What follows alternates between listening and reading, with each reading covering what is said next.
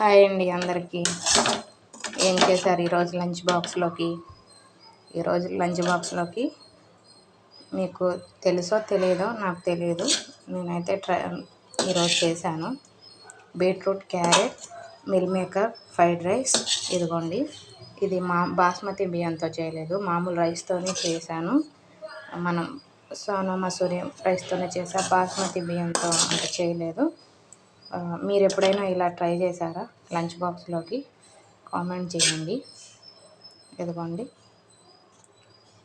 Beetroot carrot meal maker fried rice పిల్లలకి చాలా మంచిది, పెద్దవాళ్ళకి కూడా.